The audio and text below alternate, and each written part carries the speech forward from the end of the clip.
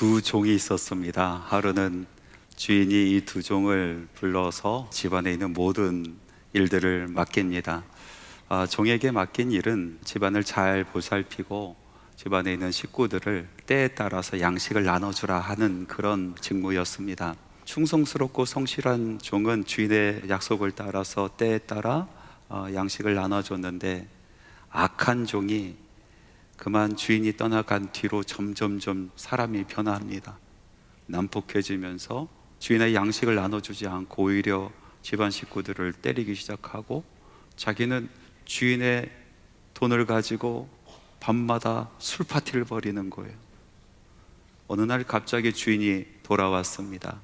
이 두 종이 했었던 이야기를 다 전해 듣고 충성스럽고 성실했었던 이 종에게는 칭찬과 또 집안에 있는 더 큰 일들, 많은 것을 맡기겠다라고 약속을 하고, 이 악한 종은 크게 벌하고 위선자들에게 보내는 어두운 곳으로 쫓아내 보냈습니다.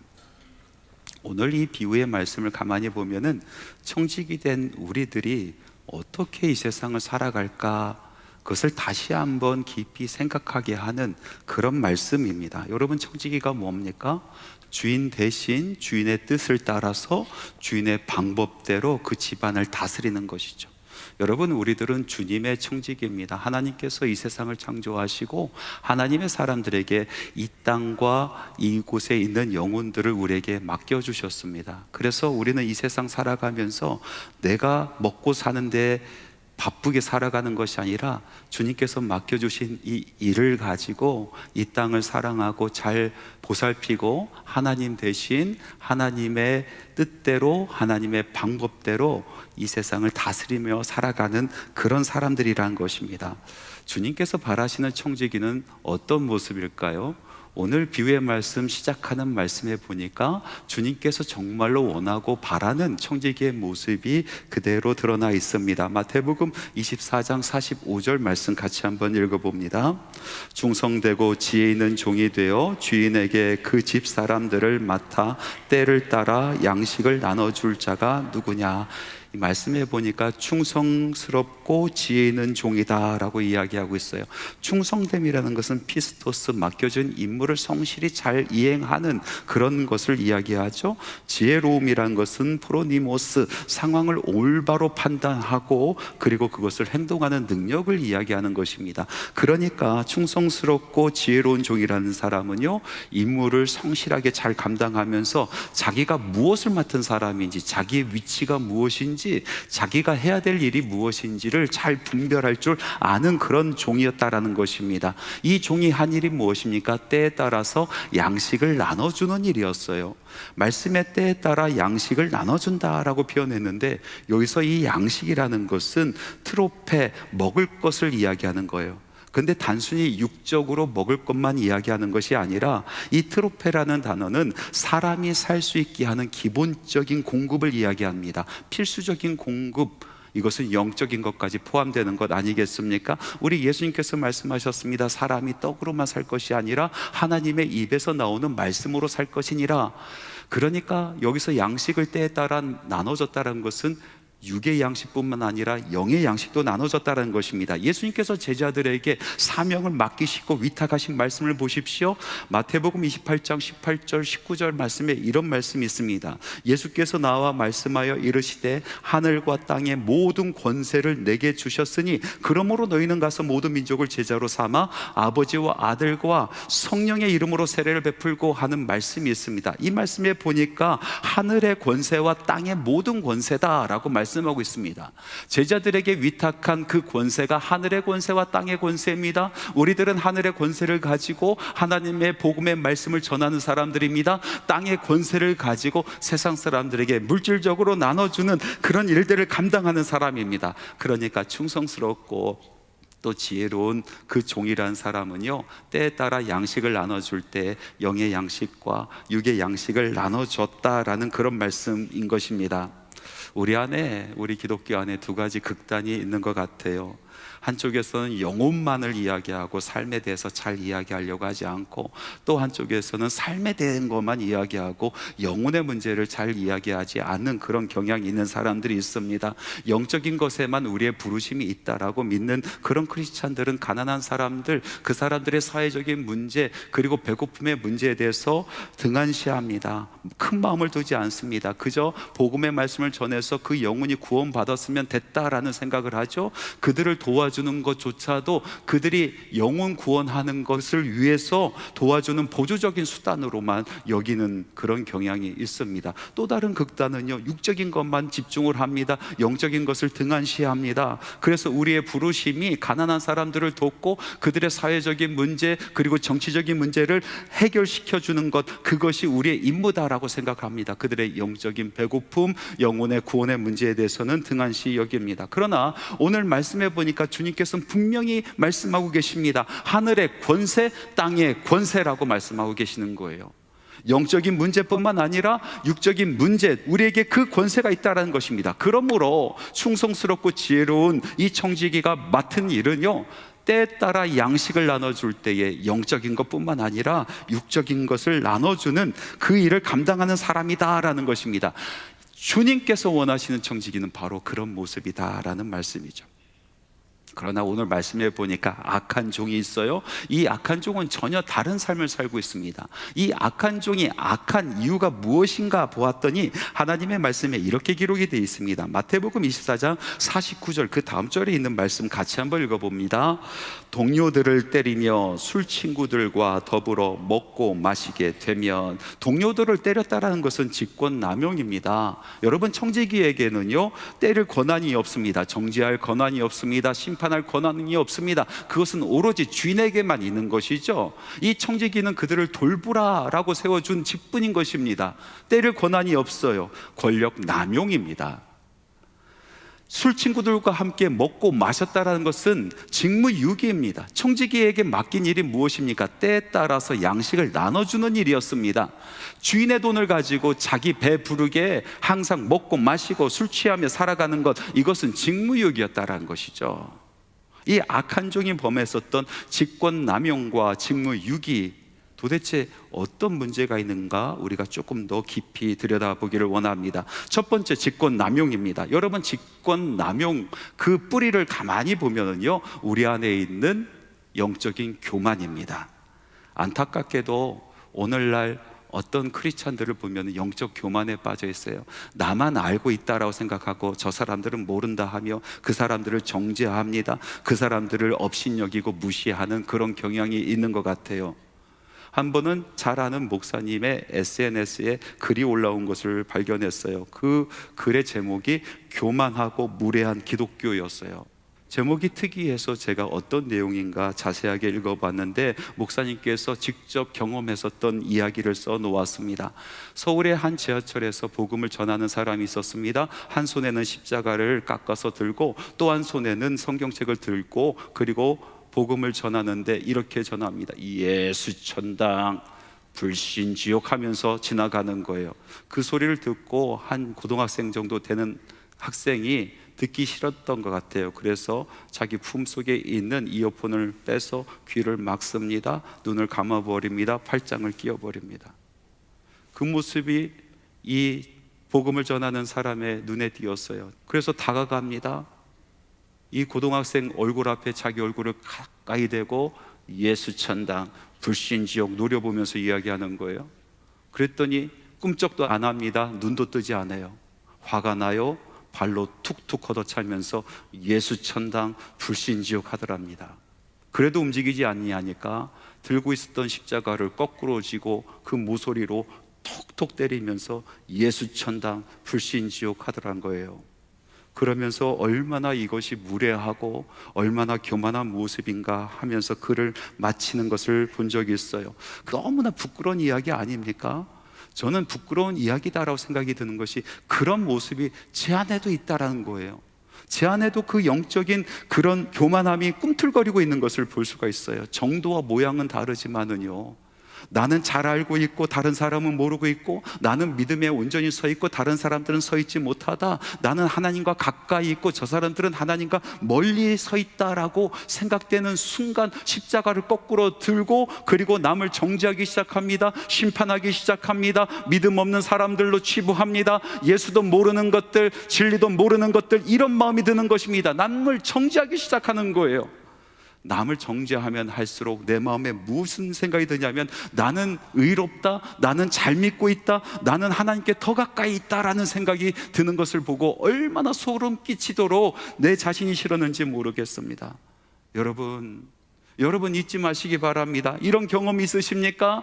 예수님께서는 자기가 의롭다라고 생각하고, 자기가 하나님과 가까이 있다라고 생각하고, 자기가 하나님 앞에서 거룩하다라고 생각했었던 서기관과 바리새인의 친구가 아니라, 그들이 저주하고 비판하고 정죄했었던 세리들의 친구였습니다. 죄인들의 친구였습니다. 창기들의 친구였습니다. 비유의 말씀에 보니까 이 악한 종은 자기에게 맡겨진 그 고난을 통해서 무엇을 했습니까? 직권남용을 했습니다. 동료들을 심판했습니다. 그들을 때렸습니다. 왜 때렸겠습니까? 맞을 짓 했다라고 생각하는 것 아니겠습니까? 주인의 뜻과는 상관없는 그런 인생을 살고 있다라고 생각한 것 아니겠습니까?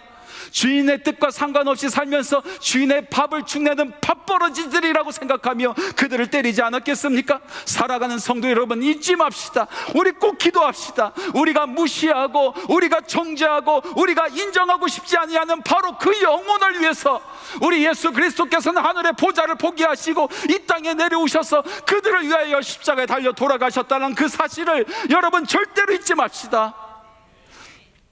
다음으로 악한 종이 직무유기를 한 모습을 가만히 보십시오. 충성되고 지혜로운 종은 주인의 그 명령에 따라서 그 일들을 행했는데, 이 악한 종은 직무유기를 하는 거예요. 술이 웬수지 매일 밤 술 친구들 불러다가 먹고 마시고 파티를 벌이기 시작합니다. 자기 돈도 아니에요. 주인의 돈을 가지고 자기 배 불리는 거예요. 이 시점에서 제가 돈 얘기를 좀 하려고 합니다. 돈 얘기한다고 하면은 무슨 교회에서 돈 얘기하냐고 불경스럽게 이런 얘기 하시는 분들이 계신데, 하나님의 말씀에 보니까 돈에 대한 이야기가 얼마나 많은지 몰라요. 신약 성경에만 봐도 믿음에 대한 이 성경 구절을 찾아보면요 230개 정도가 돼요. 구원에 대한 성경 말씀을 찾아보면요 110개 정도가 돼요. 재물과 돈에 관련된 말씀은 900개입니다. 예수님께서 비유의 말씀을 하셨는데 그 비유의 말씀이 30개 정도가 돼요. 물론 학자마다 조금씩 다르죠. 그런데 이 30개의 말씀 중에서 돈에 대한 이야기가 10가지입니다. 3분의 1이 되는 거예요. 성경 말씀은 끊임없이 우리에게 돈에 대한, 물질에 대한 이야기를 해주고 계십니다. 왜 그렇습니까? 이 돈의 문제에 있어서 정말로 바른 신앙을 가지고 있어야 되고, 그리고 바른 고백이 있어야 신앙생활을 제대로 할 수 있기 때문에 성경은 끊임없이 재물에 대한 이야기를 하고 있습니다. 돈에 대한 이야기를 하고 있습니다. 교회에서 제대로 된 돈에 대한 이야기를 배우지 아니하면 어디서 배울 수 있겠습니까? 인간이 타락한 이후에 사탄 마귀가 우리 사람들의 마음속에 돈에 대한, 이 재물에 대한 그릇된 생각을 집어넣었습니다. 여러 가지 그릇된 생각이 있지만은 그 생각 중에서 3가지가 대표적인 생각이에요. 첫 번째는 무엇이냐면 내가 번 돈은 내 것이다라는 생각을 집어넣는 거예요. 여러분 정말 그렇습니까? 우리가 번 돈이 우리 것입니까? 여러분, 내가 가지고 있는 모든 소유는 하나님의 것입니다. 하나님께서 천지를 창조하셨습니다. 말씀해 보니까 은도 내 것이요 금도 내 것이요 이 세상 모든 만물은 하나님 것이라고 이야기했습니다. 내가 땀을 흘리고 내가 시간을 내서 버는 돈일지라도 하나님께서 나에게 능력을 주셨고, 하나님께서 나에게 생명을 주셨고, 하나님께서 오늘도 나에게 호흡을 주셨고, 하나님께서 나에게 일할 수 있는 그런 시간을 주셨어요. 그래서 하나님의 덕인 것입니다. 하나님께서 하신 것입니다. 그래서 이 세상에 있는 모든 것은 하나님의 것, 내 것이 없다. 공수래 공수거, 우리는 빈손으로 왔다가 빈손으로 돌아가는 인생 아니겠습니까?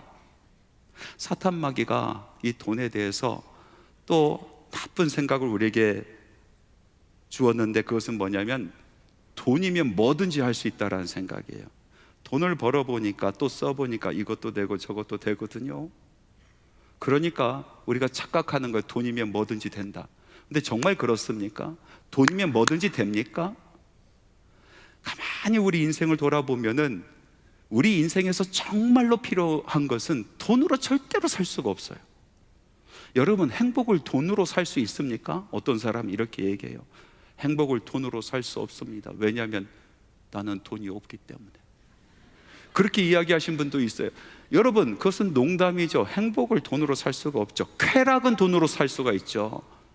그런데 행복은 살 수가 없는 거예요.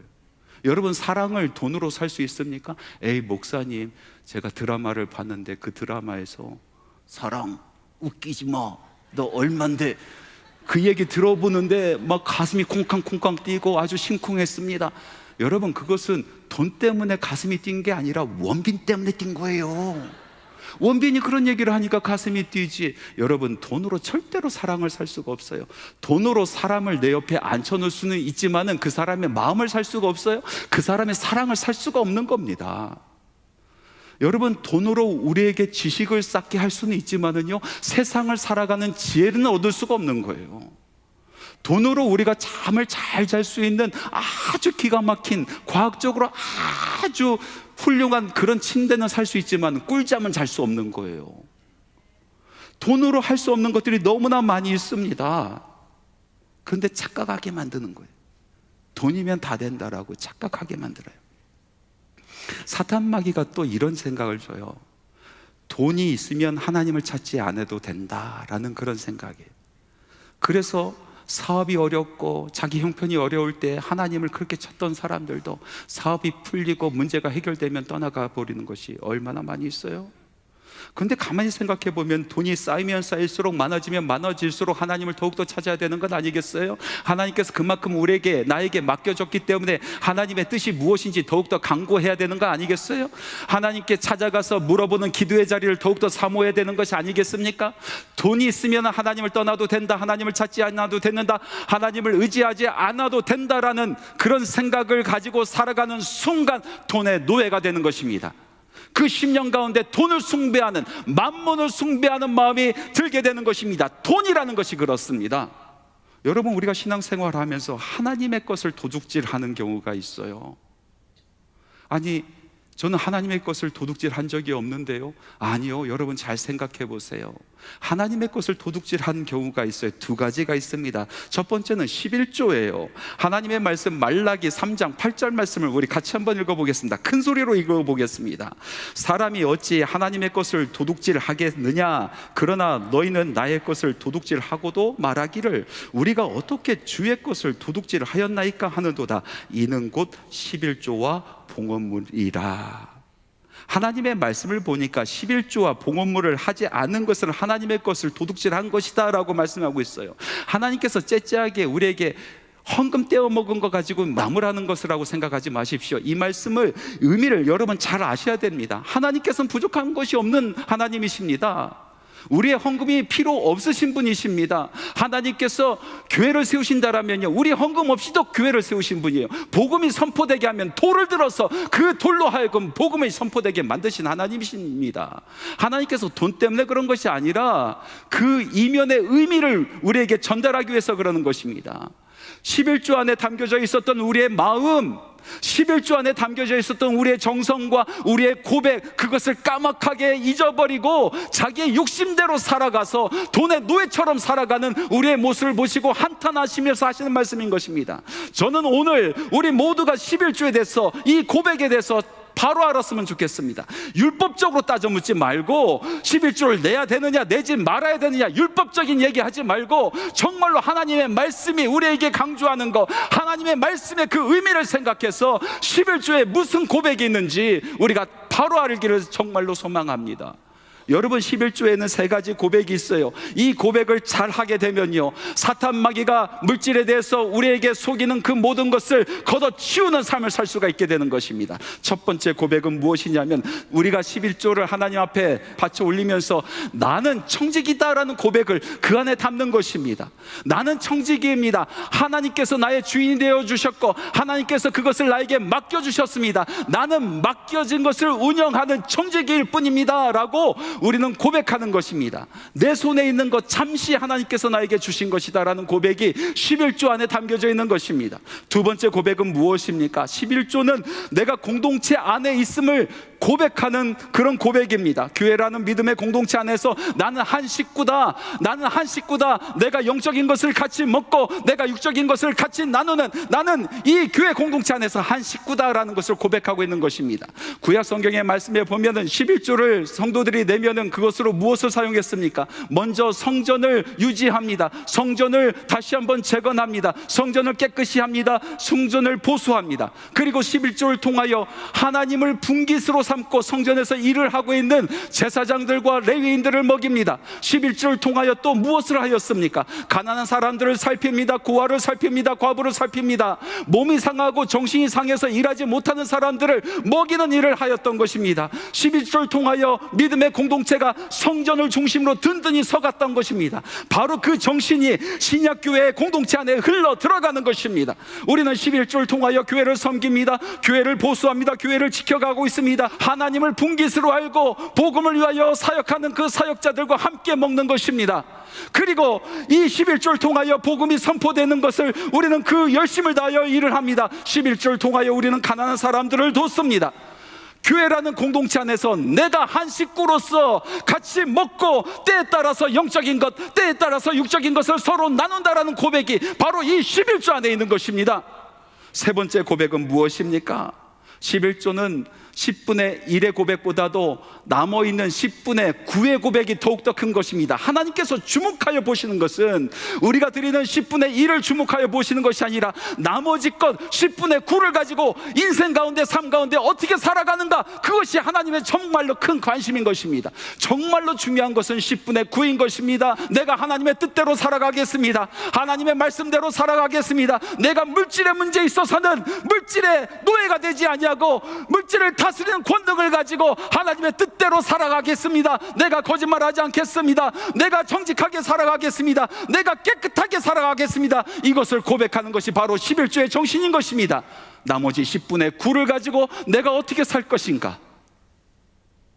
하나님을 대신해서 하나님의 뜻대로, 하나님의 방법대로 내가 살아가겠습니다.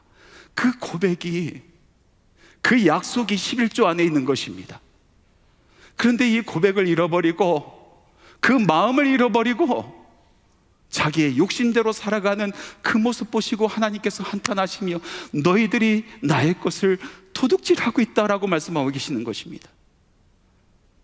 또 다른 도둑질이 무엇입니까? 그것은 가난한 사람들 것을 도둑질하는 것입니다. 목사님, 저는 가난한 사람들 거 훔친 적이 한 번도 없는데요. 여러분, 우리가 가난한 사람을 돕는다라고 얘기하는데, 나의 소유를 가지고 다 가난한 사람을 돕는다라고 얘기하는데 사실은 도와주는 것이 아니에요. 그들의 것을 우리가 잠시 막고 있다가 그것을 돌려주는 것입니다. 하나님께서 우리에게 물질을 주셨을 때는요, 물질만 주시는 것이 아니라 그 가난한 사람들을 우리에게 같이 맡겨주시는 것입니다. 그들에게 때를 따라 양식을 나눠주라라고 말씀하시면서 내 대신 저 아픈 사람들을 좀 먹여달라. 내 대신 힘들어하는 저 사람을 좀 때에 따라 나눠주라. 그래서 맡겨주신 거예요.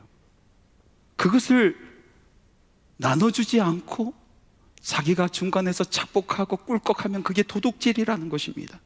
초대교회 교인의 강령이 있습니다. 디다케라는 것이 있어요. 강령이 무엇입니까? 강력한 명령이에요.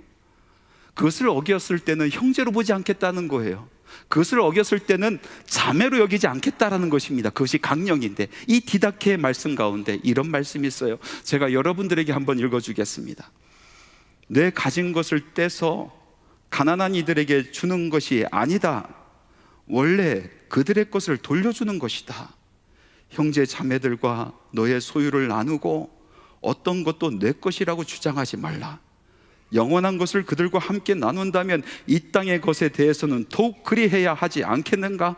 나누어 준다고 생각하지 말라. 그것은 돌려주는 것뿐이다. 하나님께서 우리에게 물질을 허락해 주셨을 때에 그 물질 가운데 내가 먹고 살아가는 포션이 있는가 하면은 하나님께서 나에게 맡겨준 가난한 사람들을 위한 포션이 있다라는 겁니다. 그래서 그들에게 무엇인가 베풀고 나눠주는 것은 내 것을 그 사람들에게 나눠주는 것이 아니라 하나님께서 내게 맡겨준 것을 당연히 돌아가야 될 그 포션을 그들에게 돌려주는 것이다 라는 것입니다. 가난한 사람들에게 나눠주지 아니하는 것은 하나님의 것을 도둑질하는 것입니다. 여러분, 흐르지 않으면 썩게 되어 있습니다. 흘러내려 버리지 않고 혼자 먹으면 결국 영적으로 굶게 되어 있습니다.